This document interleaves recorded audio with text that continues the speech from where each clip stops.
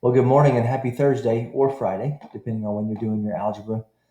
Just wanted to take a moment and check on you guys, see how the week has been.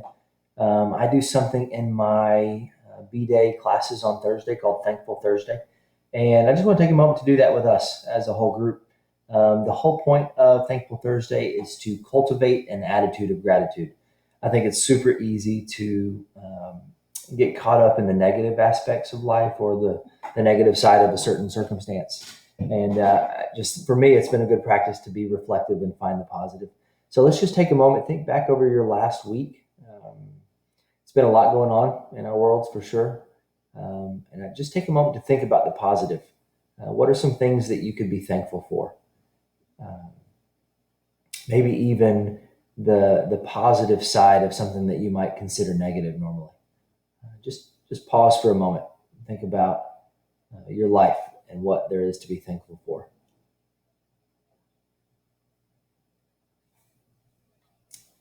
All right, awesome. Thanks for doing that with me. Okay, well, let's dive right in. I want to review a couple things. If you will look at Classroom, hopefully you have that pulled up as you're looking at this. Obviously, you opened it from within Classroom. Everything that you need while we're apart is found here in Unit 7, More Quadratics. So we have one lesson from Tuesday/Wednesday and then one assignment. If you click on this and you open up the actual assignment, it says the assignment is what you will turn in. The lesson document is for your notes if you choose to print and complete. Most of you have them from Friday. Okay, so this is last week. So I'm going to go back. The whole point of this is to let you know that you can copy down the notes from the video here, but this is the actual assignment. Remember, lesson is notes to keep, assignment is yours to fill out and then submit to me for a grade. So this is due, it says tomorrow because I'm doing this on Wednesday night. This is due Thursday for B Day, and this is due Friday for my A Day kids who just saw it for the first time today. So make sure that you're checking here. To get credit for this this particular lesson, so whether that's Tuesday or Wednesday, you've got to fill out this exit ticket. It's a quick little question from the video, so make sure you do that so you can get credit for being in attendance. All right, so I'm going to hop off here with my face, and I'm going to pull up our math for today. So this is our lesson. Great to see you guys. I will talk to you soon in video form again. Now it's just my voice. All right, so let's dive into lesson 7.2. All right, now we're going to solve quadratic equations by factoring. This first thing is a warm-up, so this is just an overview from Tuesday. Again, since this is the lesson, this is where you can copy down your notes, but you don't have to turn this in. A lot of you are turning in the lesson to me. I only want the assignment, okay? Only the assignment. All right, so we're going to solve by graphing. So hopefully my camera will hold up. All right, so just like we did on Tuesday or the lesson 7.1, we're going to do negative b divided by 2a.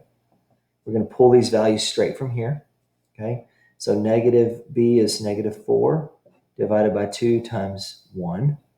We're going to simplify this. So these two negatives make positive 4, and then the denominator is 2. Okay, so we found this axis of symmetry.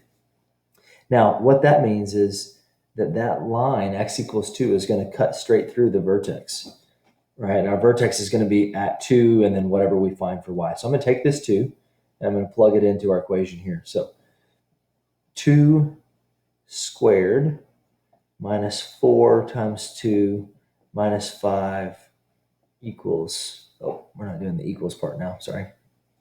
We'll mess with that in a second. All right, we want to see what y value this ends up being. So 4 minus 8 minus 5. So this is negative 9. And that's going to be this value right here. So negative 9. So now we have a vertex. All right, I'm going to use my handy dandy. This is not a plug for Lowe's. I'm not being paid by them. That'd be pretty cool if I was. So I'm going to use my straight edge here from Lowe's. So we're doing a little painting. Okay, so I'm just drawing my axes here.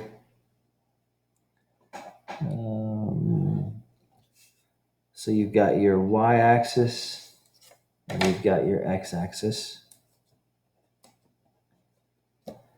And now we have a vertex 2, -9. So positive 2 is here, down 1, 2, 3, 4, 5, 6, 7, 8, 9.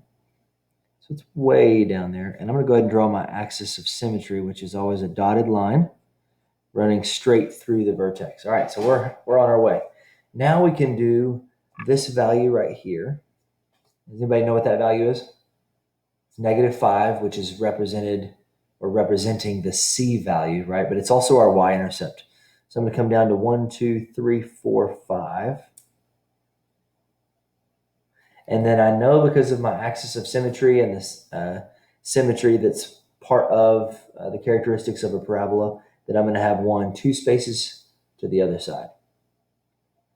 All right, I just need 2 more points, and I'm hoping to find my zeros or my x-intercepts. So I'm going to just plug in. So I'm going to go 5 comma something, right? I'm looking for a value right here, right? And I don't know what it is, so I'm going to go find it by plugging in 5 to this. So 5 squared minus 4 times 5 minus 5. So this is 25 minus 20 minus 5. Well, those two make 25, and that's positive 25. So we actually did find an x-intercept, which is awesome because that's what we're after, right? We're solving for those values, and solving, we're looking for a solution. The solutions are the same as our x-intercept. So we are almost done. So 5, 0 is 1, 2, 3, 4, 5. Perfect. That's one of my solutions wrapped up in that point. That's 3 spaces from my axis of symmetry. So I'm going to go 1, 2, 3. And I'm going to find my other value. Okay.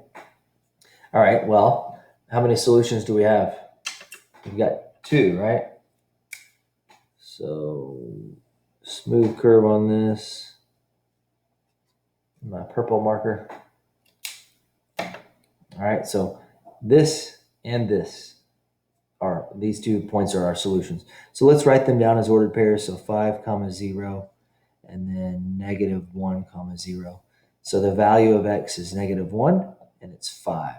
All right, and these 2 values, if we plug them in here, would equal 0, just like the right side of this, right?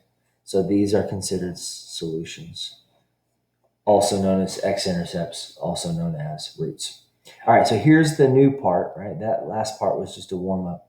All right, now we're going to introduce something called the zero product property, okay? And all that means is that if 2 or more factors is equal to 0, then at least one factor must be equal to 0, okay? So I'm going to start and just show you this. So A times B equals 0. All right, so if that is true, then either A has to be 0 or B has to be 0. That's the only way mathematically that this makes sense, right? Some number times some other number is 0. One has to be 0. That's the only way to get 0, right, through multiplication. The only thing is, it's not really an or. They could both be. So we're going to do and or, okay? So we're going to factor this quadratic equation. All right, and then we're going to apply the zero product property, okay? So let's come over here and factor. All right, we're going to factor by doing A times C. A is 1, C is -5. So that means, and I'm going to jump over here on this side to do this so we can see the whole screen. All right, we're looking for factors of -5 that sum or add to -4, all right? So let's throw down a little factor table. All right, and the great thing is there's only one set or one factor pair. So we've got 1 and 5. It has to be negative when we multiply them, and then it has to be a -4 when we add them. So clearly, the 5 has to be negative.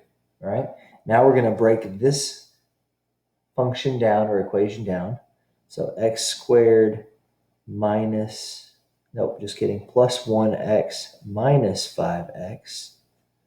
And then minus 5, right? So all I've done was taken this -4x and I've broken it down into these 2, right? Notice that 1x minus 5x is -4. So I just rewrote this so that I could factor the front and the back, right? So let's leave this out here as equals to 0 or equals 0, all right? Now we're doing factoring. If you can't remember how to factor, that's okay. Just watch this video 1, pay attention to what I'm sharing with you, and then go back to Unit 6, Lesson 2. That's going to be where you're going to find it. All right, these two things right here, these two terms, have an x in common, and that is it. So we're going to pull out that x.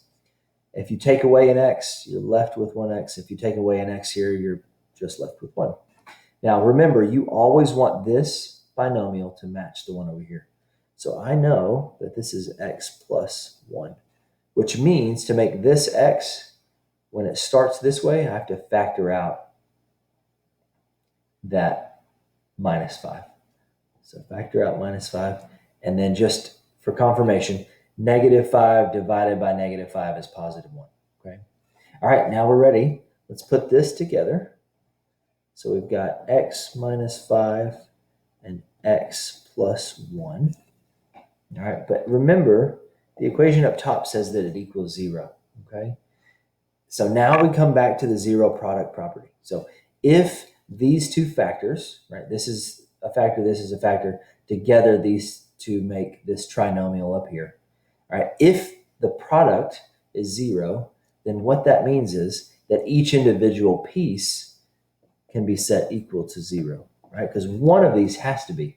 And then again, over here, it could be both. So it could be and. So x minus 5 equals 0. And then I'm going to come over here and do x plus 1 equals 0. All right, so all I'm doing is identifying the fact that if they multiply together to create 0, one of them or both have to be equal to 0, right? So now we have an equation. Super easy. Let's solve this for x. Plus 5 plus 5. So x equals 5. And then minus 1. So x equals negative 1. All right, these are the two roots or solutions for this function, all right, or equation. Now notice those two values are the same as these two, right? So up here, we solved this, which means we found the solutions by graphing, right? We were looking for x-intercepts. Down here, we factored and set each factor equal to 0 and found that these two solutions were identical to these two, okay? So I'm going to pause the video for a moment.